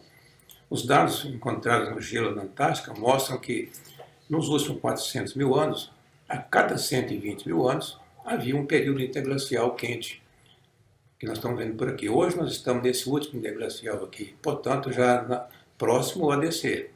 Se você observar a simplicidade, ela desce de maneira abrupta, assim como subiu de maneira abrupta, e tem um pequeno patamar, que é o que nós estamos vivendo atualmente. A atmosfera do planeta, como era no passado? No passado geológico, era uma atmosfera redutora, onde predominava CO2, nitrogênio, vapor d'água, amônia, metano. E nessas condições, o único ser vivo que existia aqui eram cianobactérias, que surgiram no planeta há 3,4 bilhões de anos. A atmosfera atual é uma atmosfera considerada oxidante, a presença de oxigênio que está, e outros elementos que já existiam no passado. Com a situação de oxigênio como aqui estamos, e uma atmosfera oxidante, nós temos condição da vida como nós temos aqui hoje. Então, as cianobactérias bombearam oxigênio para o oceano e depois para a atmosfera. Como é a nossa atmosfera hoje? Composta por 78% de nitrogênio, 21% de oxigênio e traços de gases, 1%. Esse 1%, colocado nesse gráfico, nós vemos que 0,93% é de argônio, 0,04% de CO2 e outros gases, 0,03%. Essa figura é interessante, que nos mostra a temperatura média nos planetas de Mercúrio até Marte. Vênus é o mais quente de todos, com 462 graus centígrados na sua atmosfera, na sua superfície, e tem 96% de CO2 em sua atmosfera. Terra está com 15 graus centígrados, temperatura média, e tem 0,04% de CO2 na atmosfera. Marte tem a temperatura média lá na superfície de 55 graus negativos e tem 95% de CO2 na atmosfera. Portanto, está aqui um mito que o teor de CO2 pode influenciar na temperatura do planeta. Mercúrio tem 426 graus centígrados. Por que ele é assim? Mercúrio é assim porque não tem atmosfera. E por não ter atmosfera, todo o calor que chega durante o dia é irradiado de volta para o espaço durante a noite. É uma situação semelhante, guardadas as proporções, ao nosso deserto do Saara, onde é muito quente durante o dia e à noite muito frio. No tempo geológico, está aqui 550 milhões de anos atrás, Cambriano até o Quaternário, esta linha azul mostra a proporção, a quantidade de CO2 que tinha na atmosfera em cada período geológico. No Cambriano tinha cerca de quase 8.000 ppm de CO2 na atmosfera, que foi caindo e chegou a 350 no Carbonífero Permiano, voltou a subir, chegou ao máximo aqui no Jurássico, na época lá dos dinossauros, voltou a cair, está hoje com um torno de 300, 350, por aí. Chama atenção para esse nível de CO2 em torno de 150 ppm, porque esse é um ponto crítico de estouração de CO2 na atmosfera, onde as plantas conseguem fazer fotossíntese. Chegou a 150 ou menor que isso, não há fotossíntese. Sem fotossíntese, nós temos problemas no planeta. Como é que era a temperatura no planeta, comparando com esse gráfico do CO2? Aqui está a linha que era azul, agora está aqui em vermelho, do CO2. Esta aqui é a oscilação de temperaturas no planeta ao longo do tempo geológico. Aqui em cima, muito quente, e aqui embaixo, muito frio. Aqui em cima, sem gelo nos polos, e aqui embaixo, com calotas polares. Aqui é chamado de greenhouse, aqui de icehouse. No Cambriano, que é isso aqui, nós tivemos a maior glaciação, uma das maiores glaciações no planeta, milhões e milhões de anos, com cerca de 5.000 ppm de CO2. Aqui, um local, uma época em que nós tínhamos um período gelado, frio, com pouco CO2. E pode ver, então, não há uma relação, não há um paralelismo entre quantidade de CO2 e temperatura no planeta ao longo do tempo geológico. Aqui na parte superior dessa figura está o gráfico do IPCC, apresentado em 2007, onde mostra que a partir de 1850 a temperatura média global vem subindo, nível do mar também, e cobertura de neve no hemisfério norte vem declinando. E aqui embaixo eu coloquei esse gráfico aqui, que eles usaram também como uso mundial de hidrocarbonetos. Ou seja, isto aqui é resposta ao CO2 emitido pelo uso de hidrocarbonetos, o que é um mito que eu vou mostrar daqui a pouco. Esse gráfico mostra as oscilações de frio e quente no planeta nos últimos 16 mil anos, dados obtidos aí do gelo da Groenlândia. Podemos observar que até 10 mil anos atrás existia uma oscilação de frio e quente relativamente grande no clima. Há 10 mil anos entramos em um patamar conhecido como o ótimo do Holoceno. Um patamar que nós não sabemos explicar o porquê que é assim e nem quando vai terminar. Se pegarmos esse gráfico nesse canto aqui dos últimos 2 mil anos e projetarmos aqui, a gente percebe que mesmo estando em um patamar, há oscilações pequenas em comparação com as demais nos últimos 2 mil anos. 10 mil anos é um marco importante na história da civilização humana, porque aqui começou o que nós conhecemos de civilização hoje. Há 10 mil anos também a população do homem começou a subir, e aqui começou a revolução da agricultura. Onde foi isso? Um local chamado Crescente Fértil, na Anatólia, onde o homem se estabeleceu, porque o clima estava estável nos últimos 10 mil anos, ele resolveu ficar parado em um lugar ao invés de migrar, não havia necessidade disso mais. Nesse local nasceu a civilização que nós conhecemos hoje. Mas não vou entrar em detalhe em tudo isso aqui, mas citar, por exemplo, o conceito do zero, sistema de número baseado no número 60, carruagens, primeiros alfabetos, leis, cidades, exército, templos, religiões, tudo surgiu aqui na Mesopotâmia há 10 mil anos. É o berço da civilização, porque o clima entrou no ótimo chamado ótimo Holoceno. Vamos analisar então aquele período dos últimos 2 mil anos. Podemos ver aqui que tem um desvio da temperatura, para cá é frio, para cima é quente. Nós tivemos oscilações ao longo dos 2 mil anos. Aqui nós chamamos período quente romano, um período quente aqui. O outro quente aqui é chamado período quente medieval e o período quente contemporâneo. Quando esteve frio, nós tivemos aqui o período da frio da Idade das Trevas e aqui a pequena Idade do Gelo. Bom, se pegarmos aquele gráfico do IPCC lá de 2007, onde se prevê isso aqui de 1850, dizendo que o planeta está aquecendo por causa de emissões de CO2, e colocarmos esse gráfico nesse aqui, na mesma escala, aproximadamente a mesma escala, podemos ver que eles utilizam 1850 como se esse gráfico aqui, por exemplo, está crescendo e aqui para trás era paralelo aqui ou vinha de baixas temperaturas. Esquece tudo isso que está registrado aqui. Então, é forçar a barra para cima das pessoas, querer usar isso aqui como argumento. Eu considero, então, um grande mito isso aí. Durante o período quente romano, uma das características foi a agricultura forte na Itália, principalmente porque uma agricultura forte, você consegue manter o exército também forte. Então, 90% das pessoas no Império Romano, lá em Roma, estava vinculada à agricultura. E o que Roma não produzia no seu império, ele comprava, negociava com a Índia, né, com a China. Então existia um comércio muito grande entre esses países. E o que caracterizou realmente o período quente romano, de 250 a 450, foi a expansão das sociedades na Europa e na Ásia. Primeiro os grandes impérios chineses. E o que é interessante observar é que no norte da Inglaterra, onde hoje é impossível ter plantações de oliveiras e vinhas, lá existia nessa época. Então, um clima favorável à agricultura, favorável ao avanço da sociedade, grandes impérios. Foi o que aconteceu nessa época. Então, o grande império, o grande período romano está aqui. E o que aconteceu depois disso? Houve um esfriamento na temperatura. Baixou e entrou no que se chama a Idade das Trevas, do período medieval. De 450 a 950, caracterizado por fome, morte, doenças.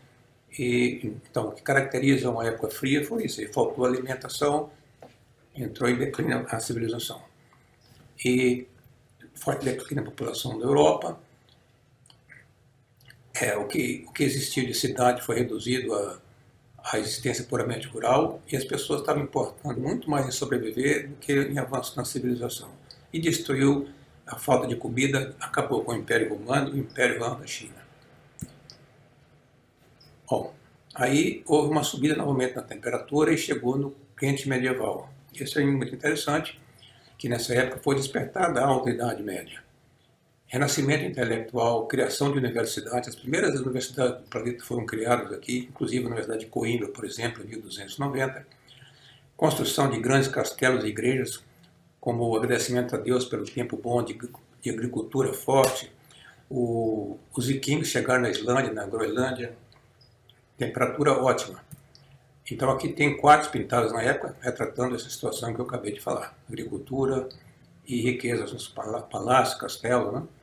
O que aconteceu em seguida? Outra esfriada, e grande, né? Isso aqui já a época que o homem europeu já estava aqui pela América, chamada Pequena Idade do Gelo, de 1250 a 1850. Frio intenso, principalmente no hemisfério norte.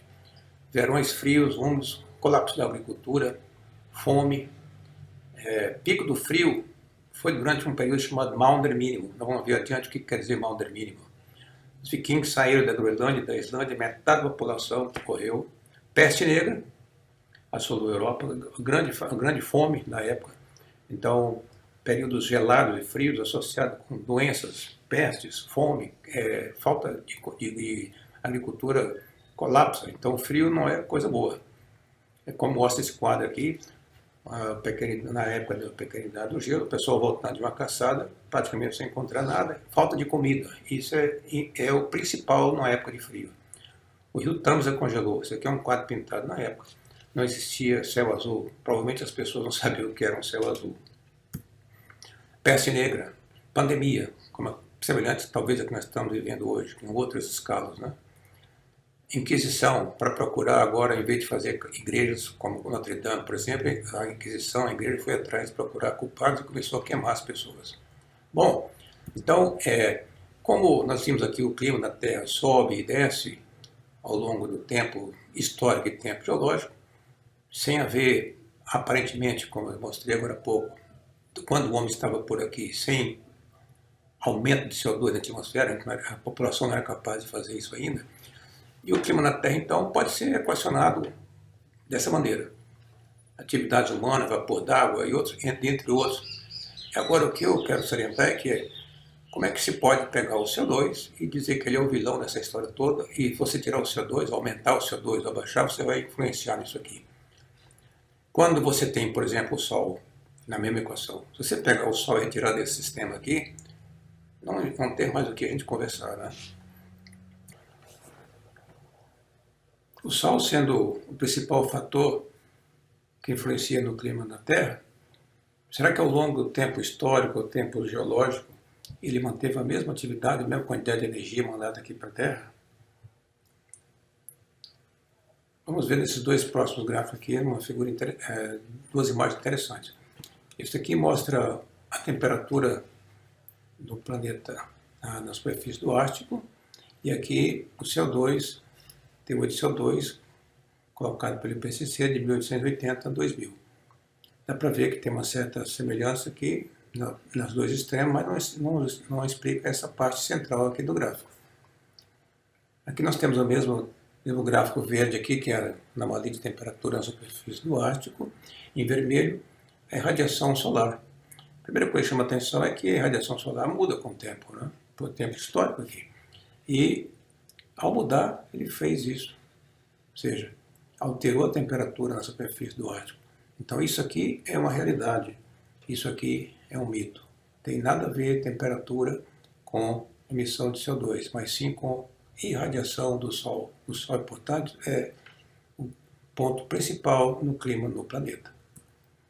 Galileu, lá em 1613, capturou as primeiras imagens de manchas solares no Sol. E, inclusive, prejudicou sua visão, porque ele não tinha equipamentos adequados para aquela época.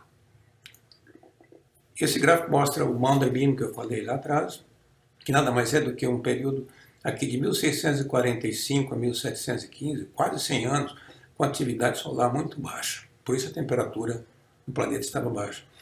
Hoje nós estamos aqui, nesse moderno de 1950 até 2002, quando foi feito esse gráfico, mostrando que o planeta esteve frio nessa época porque tinha que estar, porque a atividade solar era baixa, e está quente hoje porque tem que estar quente, porque a atividade solar é alta, é intensa. Aqui um dos ciclos solares. Esse aqui é de 10 anos, fotografado pela NASA. Você vê de 1996 até voltar a 2006, uma situação semelhante, ele passa por todas essas diferenças aqui em atividades solares. Isso colocado em um gráfico pela NASA, você vê que tem o chamado ciclo 22, 23 e 24, que é o que nós estamos agora. No ciclo 22, 10 anos, 10 anos, 10 anos, você vê que o pico da atividade estava lá em cima. Observem com atenção a queda abrupta que está tendo nos picos máximos de atividade solar. Isso foi observado e colocado aí em atenção por um cientista russo, onde ele prevê que nós estamos entrando numa pequena idade do gelo, provavelmente, com essa queda abrupta que está tendo aqui nos picos das atividades solares. Aqui nós temos o rio Tamisa congelado em 1683, devido a uma atividade solar muito baixa, e aqui, projetado aqui para 2030, 2040, segundo o nosso amigo russo, nós vamos estar de volta com o Tamisa congelado, seguindo uma ciclicidade solar sobre a qual o homem não tem influência alguma. É impressionante como a gente está sendo aí bombardeado pela imprensa em assuntos como esse aqui. Em 1992, a geleira estava aqui. Hoje está ali atrás e está recuando. É bom lembrar que durante a pequenidade do gelo, isso aqui estava tudo coberto de geleira. E não é bom lembrar o que foi que aconteceu na Europa por causa disso, né? Rezar ou pedir para que já volte as geleiras não é uma boa ideia. Outra situação interessante é imagens como essa, dizendo que o urso polar está entrando em extinção e está pedindo ajuda. E esquece completamente os políticos, quem inventou a história de CO2, emissão e que está aquecendo o planeta. Esses mesmos políticos não prestam a menor atenção em situações como essa. São muito mais importantes situações que nós estamos vendo e percebendo. Isso aqui está diante dos nossos olhos. Imagens como essa aqui de poluição. Por que o dinheiro que se gasta com esses bônus de CO2 não seja revertido, por exemplo, para cuidar de situações como essa que nós estamos vendo a olho nu, né? Fome, miséria, poluição. Olha essa imagem incrível aqui, eu diria umas coisas mais surreal, né? Está aqui o Museu do Futuro, no Rio de Janeiro, uma construção belíssima, ao lado do que vocês estão vendo aqui. A imprensa não mostra, por motivos óbvios, o inverno em Chicago, em 2014, foi extremamente frio, congelou praticamente tudo que tinha na cidade.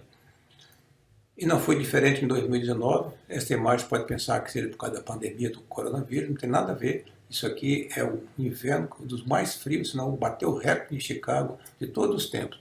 Congelou o rio Chicago, não tem ninguém na rua. Chegou o ponto das igrejas colocar avisos como esse aqui. Quem estiver rezando para nevar, por favor, pare.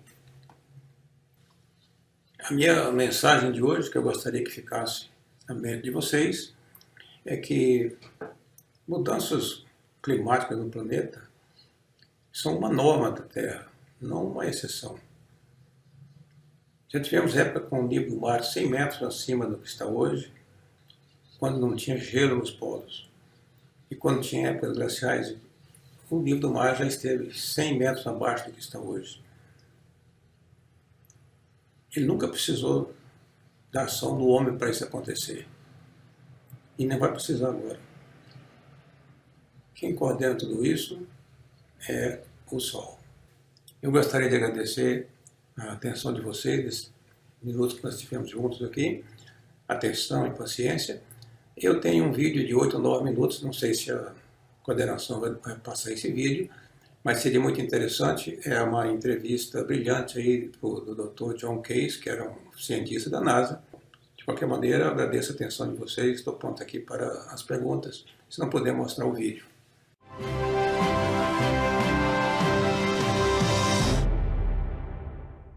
Helen, É welcome. melhor Almério, sua apresentação, você teria mais 4 minutos. Então, acho legal a gente aproveitar, já são 20 para as 4, a gente vai ter que terminar às 4 horas. Eu acho mais interessante a gente aproveitar esse momento. Não sei se você tem mais ainda. Fica à vontade aí, tudo bem. Acho melhor a gente provocar o debate. Vamos lá, vamos seguir à frente. Não tem nada a perder. Diferente, né? Sim, vamos lá. Então, queria agradecer muito a sua palestra, a organização com que fez isso, enfim. Eu vou começar com algumas provocações aqui. Hoje, para os professores Mar, pergunto sobre os processos de extinção. A extinção em si, você diria hoje que o que mais nos ameaça, dentro dessa abordagem que faz, teria fenômenos exógenos, como, por exemplo, o impacto do meteorito, ou fenômenos endógenos, como esses processos que nos ameaçam, né? Eu trabalhei um pouco com isso, como o próprio problema virótico, ou então a nossa incapacidade de administrar esse planeta o ameaçando. Isso é uma discussão meio filosófica que absolutamente complementar a sua apresentação, né? Para o Almério, ele mostrou aí os ciclos de oscilações climáticas, né? Mostrando o Sol. É interessante que nós temos um colega que fez, inclusive, o registro de sedimentos, né, na bacia do Paraná, da explosão solar, e ele afetando os ciclos de 10 anos, afetando a sedimentação. Mas eu diria que a questão do disparador, né, a catástrofe, às vezes, é aquela tal história, você acumula energia, e depois isso, de uma hora para outra, se desequilibra o sistema e acontecem as catástrofes. A contribuição, mesmo que menor, diminuta, nós geólogos normalmente somos meio críticos do aquecimento global, exclusivamente pela ação do homem, né?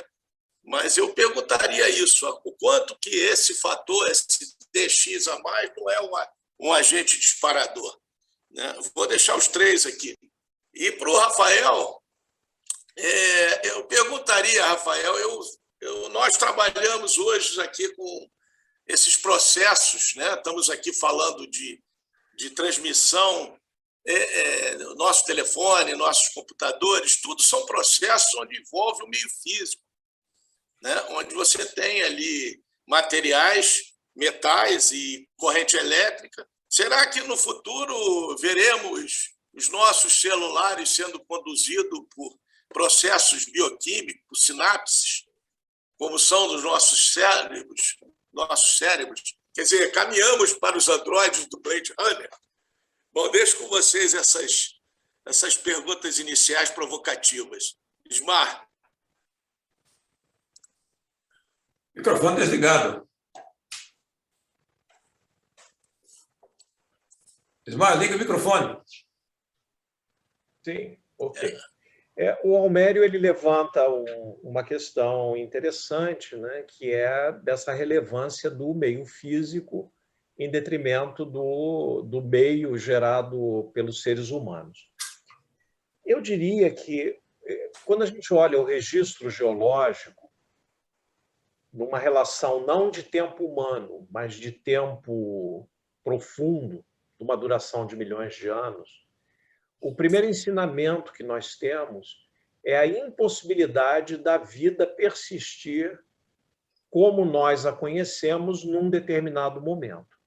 Se você olha uma série temporal no intervalo de mas centenas de milhares ou de milhões de anos, para todas as espécies biológicas, é uma regra. Eu acho que a única exceção são o de algumas bactérias, como as arqueobactérias, porque para todas as demais você tem só 2 possibilidades. Ou ela desaparece, ou ela se transforma em uma outra coisa. Então, esse modelo a gente pode utilizar para qualquer coisa que é viva.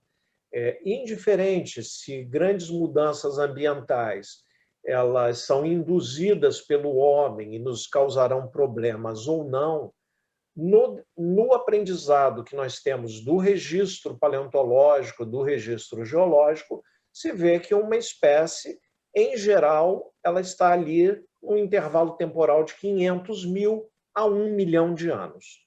Os seres humanos eles estão na face da Terra já há uns 200 mil. Então, a melhor hipótese para nós seria a de mais 800 mil.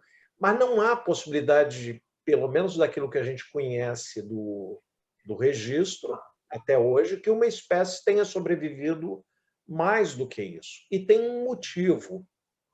O motivo é algo um pouco complicado, talvez a gente entrar aqui nessa discussão, mas é a ideia de que o ambiente ele influencia muito as coisas que são vivas. As transformações biológicas elas têm uma relação muito estreita com o ambiente. Vão dizer assim, bom, isso não é verdade, porque o que induz as modificações são os aspectos da genética e tudo. Mas a genética, os elementos da genética, elas são disparados por situações externas ao organismo. Por exemplo, se você tem uma grande camada de um buraco de ozônio, a quantidade de radiação que adentra do espaço sideral na superfície do planeta, ela favorece alguns elementos, alguns tipos de mutações que estão ali latentes e que vão ser favorecidas num novo contexto ambiental.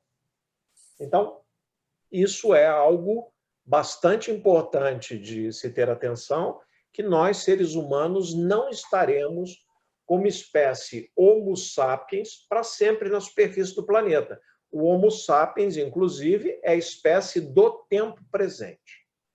Ismar, eu vou precisar que você seja conciso, porque nós estamos... Vou tentar ser conciso. E já pode encerrar, e pode depois já dar a sua despedida, que nós temos 13 minutos para encerrar nossa intervenção.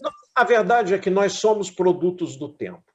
E como produtos do tempo, são fatores que são do espaço sideral, como são o caso dos ciclos solares, os ciclos de Milankovitch, é produto daquilo que ocorre no contexto da tectônica de placas, que altera o clima, mas que no tempo presente há uma questão de que muitos desses processos estão sendo acelerados pela ação antrópica. É isso. Muito obrigado, Ismar, muito obrigado, peço sua compreensão. Então, Rafael, por favor, essa provocação minha aí e já suas considerações finais. Olha, que provocação, mas é um tema que hoje a gente talvez olhe para o futuro, pensando nesses filmes, nessas loucuras da televisão, mas talvez seja a mesma coisa que se a gente tivesse 50 anos atrás, 60 anos atrás, na Segunda Guerra Mundial, olhando para a tecnologia que a gente tem hoje. Então, pode parecer uma ficção científica, mas faz sentido a pergunta, né? Quem imaginou que um dia os processos que regem a precipitação desses microbialitos em ambientes vulcânicos ou no pré-sal são os mesmos processos que regem a formação de um cálculo renal dentro do seu corpo? E, na verdade, fatores externos, como o professor Ismar citou agora, o ambiente influencia a formação ou a evolução de determinada espécie. E a mesma coisa nas bactérias, o ambiente externo estressa ela de uma maneira que, para ela chegar ao equilíbrio, ela causa precipitação. Mas, respondendo a sua pergunta, eu acho possível, sim. Eu acho que nós hoje sabemos muito pouco da comunicação entre esses micro-organismos, apesar de que nós já estamos estudando e vendo como que uma bactéria estressada pode se comunicar com a outra e gerar um determinado padrão de precipitação. Mas eu, de novo, volto a um passado que, por exemplo, no Japão, as pessoas falavam assim, meu Deus, o peixe está pulando na água, o vulcão vai entrar em erupção. E eles estavam certos quando falavam isso. Mas para eles era que o peixe pulava, agitava a água e o vulcão explodia. Mas não, hoje eles veem que o peixe é capaz de interpretar os sinais do ambiente, os gases que saem do vulcão, E eles ficam excitados e falam, agora as pessoas entendem, não, o vulcão está emanando gases que eles conseguem perceber, então vamos fugir. Esse é o melhor sinal de alerta do vulcão. Então, eu não tenho embasamento científico, talvez, para responder a sua pergunta, mas com o avanço da ciência nessa velocidade, a gente indo para Marte hoje, uma vez por semana, igual já se tornou comum agora. Agora é uma corrida de quem tem mais dinheiro, quem vai mais lá, e quem fura mais profundo. Eu acho muito plausível que, sim, no futuro, a nossa comunicação seja... Esquece os cabos, vai ser tudo por sinapse, seja lá de qual espécie for. E fica aqui os meus agradecimentos, eu estou hoje muito lisonjeado e feliz de poder ajudar um pouco, dividir o meu conhecimento com o meu país. Agradeço e fica aí meus cumprimentos. Muito obrigado, então, foi ótima a sua participação. Então, agora você, Almério, me dá ainda 4 minutos para falar, por favor. Então... Bom, tá ok. O que eu vou fazer aqui é complementar o que o professor Ismar falou, porque a pergunta que você fez é muito mais voltada para a extinção e tudo isso. Mas é o seguinte, complementando o que ele falou, os hominídeos, por exemplo, surgiram há cerca de 5 milhões de anos, Homo sapiens, Homo erectus, Homo robusto, Homo neandertal, e só desses todos aí só sobrou o Homo sapiens, ou seja, as espécies vão desaparecer no tempo que ele falou, de 500 a 1 milhão de anos, se não me engano.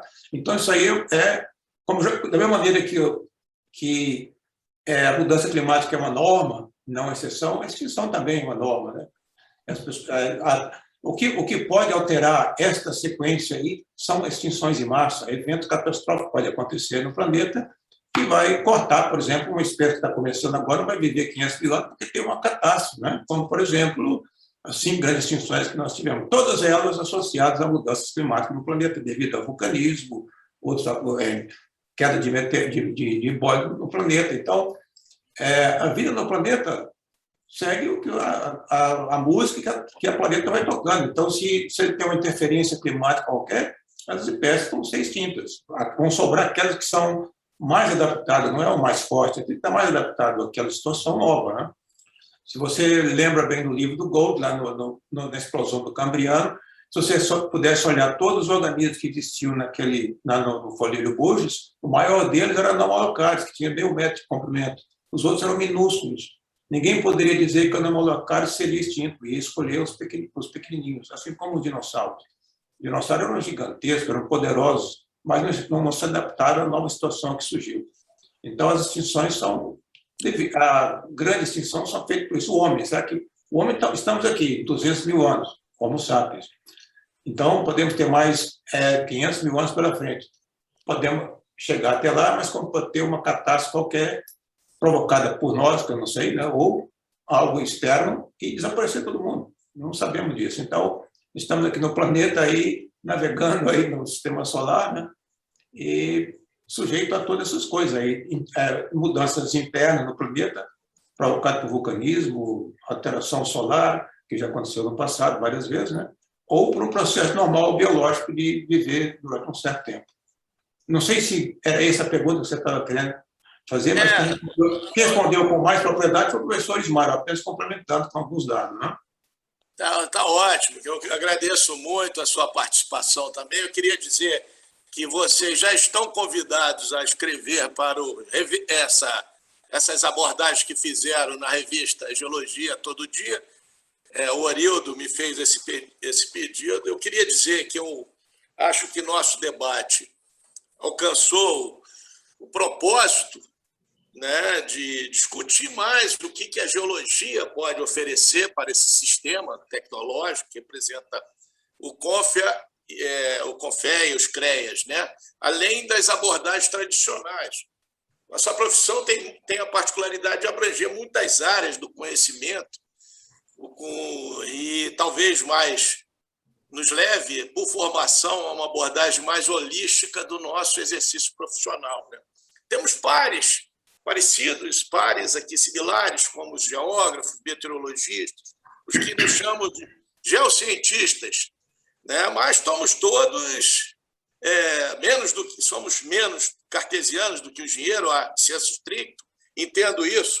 A obrigação dos engenheiros é, de fato, resolver as polêmicas e as soluções que nós encontramos, por exemplo, de descobrir petróleo a 300 metros, depois a 500 metros, agora 2.000 metros de lâmina d'água, e eles, de forma segura, em parceria conosco, estão aí nos oferecendo essa autossuficiência. É óbvio que eu acho que o grande desafio de tudo que a gente luta, inclusive entendo que o sistema deve cumprir isso, é a melhoria da qualidade de vida de todos os habitantes desse planeta, né? Esse eu acho que é o desafio maior, que nós corremos riscos, inclusive quando nós temos um arsenal atômico, mas, enfim, a natureza nos prega surpresas. Por isso o título, o título desse painel, ela nasce das reflexões muito comuns de nós, biólogos, normalmente no botequim, pensando coisas sérias e nos distraímos. O ovo, a galinha eram polêmica eterna no inconsciente de todos nós, né? E nós que trabalhávamos em paleontologia, como foi meu caso, a gente sempre entendeu que era o ovo de um ovo de algum organismo, algum ser, e esse ovo mutante que deu a galinha. Agora, a curiosidade era essa, poxa, mas só um ovo não faz verão, uma andorinha não faz verão, né? E nós vimos experiências recentes, riquíssimas, para nosso aprendizado nessa sociedade, que foi, por exemplo, incluímos aí o Zika vírus, né? Quanto um mosquito pode fazer um estrago na formação genética de seres mais avançados, né? Então, agora a Covid, com a sua permanente mutação virótica, né, nos dando trabalho. Então, nós somos muito mais frágeis do que a gente às vezes imagina.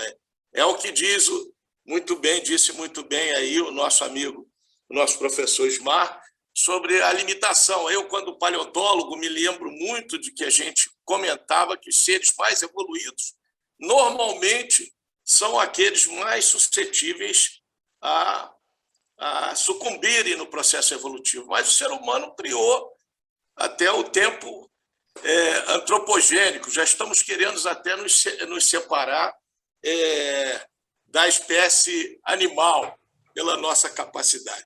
Bom, meus amigos, eu queria, então, agradecer a todos vocês. Eu não sei se estamos na hora. Agradecer muito, acho que foi bem sucedida essa nossa reunião.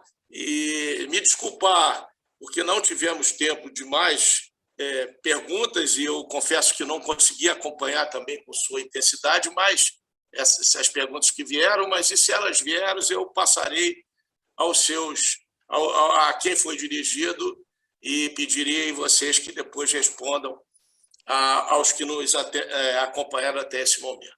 Quero agradecer muito a organização do sistema e a Febragel e dar por encerrado a nossa mesa redonda. Tá bom? Muito obrigado a todos. Obrigado, um abraço. Um abraço.